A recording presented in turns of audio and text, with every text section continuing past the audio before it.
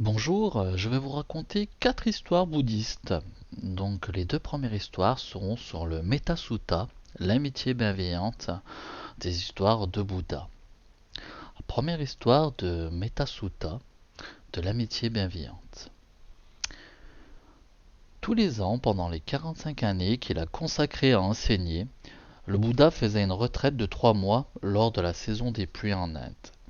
Des moines de tout le pays arrivaient au jardin de Jeta pour méditer auprès de lui.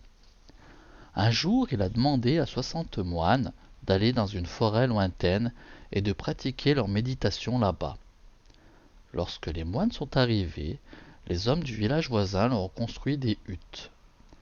Mais les esprits du lieu, dit-on, étaient mécontents de cette éruption dans leur vie.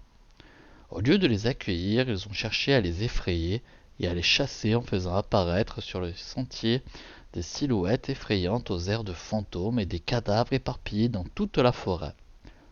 La vue des fantômes et l'odeur de chair en décomposition étaient telles que plusieurs moines sont tombés malades. Finalement, ils sont tous repartis au jardin de Jeta pour demander au Bouddha ce qu'ils devaient faire. Après les avoir écoutés, le Bouddha les a encouragés à retourner dans cette forêt. Et il a ajouté: Vous êtes partis sans armes la première fois. Cette fois, vous aurez besoin d'une arme. Et il leur a donné cette arme, le discours sur l'amitié bienveillante, le Metta Sutta, en leur conseillant de le réciter 8 fois par mois. Les moines ont repris le chemin de la forêt et ont commencé à réciter le Metta Sutta 2 fois par semaine. Les esprits en ont été transformés. Au lieu de leur causer des problèmes, ils ont commencé à les protéger des dangers de la forêt. Les villageois continuaient à apporter leur soutien aux moines, très heureux de constater leur bonté et leur comportement paisible. Deuxième histoire sur le Metta Sutta, l'amitié bienveillante. Il est dit qu'un jour, alors qu'il revenait de sa quête de nourriture accompagné de plusieurs moines, son cousin Devadatta, jaloux et ambitieux, lâcha dans la direction de Bouddha un éléphant fou furieux. Tandis que l'énorme animal se précipitait vers le Bouddha, celui-ci projeta vers lui des pensées de Metta. Ananda, l'assistant du Bouddha, se jeta en avant pour le protéger, mais le Bouddha lui demanda de s'écarter, sachant que le rayonnement d'amour qu'il émettait suffirait. L'effet de cette manifestation de Metta fut immédiat et extraordinaire. Lorsque l'éléphant arriva près du Bouddha, complètement maîtrisé, il s'agenouilla respectueusement devant lui.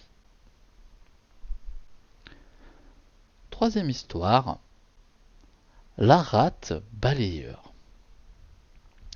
Il y eut dans l'entourage du Bouddha Shakyamuni un moine sans intelligence, qui n'arrivait même pas à apprendre l'alphabet. Néanmoins, comme il avait une grande confiance sur le Bouddha et une grande aspiration vers le Dharma, quelques-uns de ses compagnons allèrent trouver le Bouddha Shakyamuni pour lui demander conseil sur la façon de l'aider.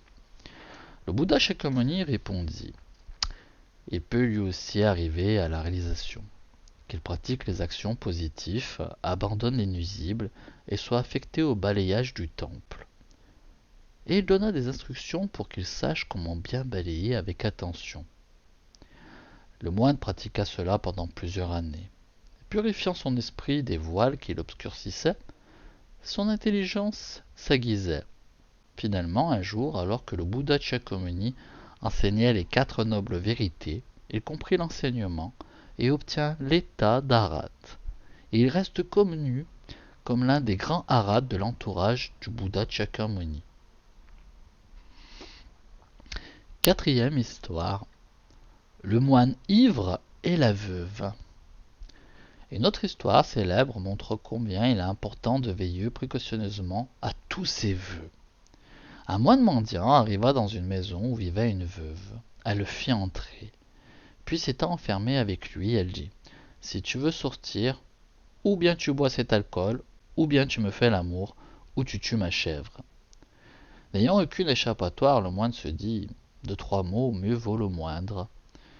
Et il pensa qu'il pourrait s'en tirer au moindre mal en buvant seulement l'alcool. Il le fit, mais pris d'ébriété, il succomba à la séduction de la femme, se mit en ménage avec elle, puis finalement dut aussi tuer la chèvre. Voilà, merci de m'avoir écouté. Je vous dis à très bientôt. Au revoir.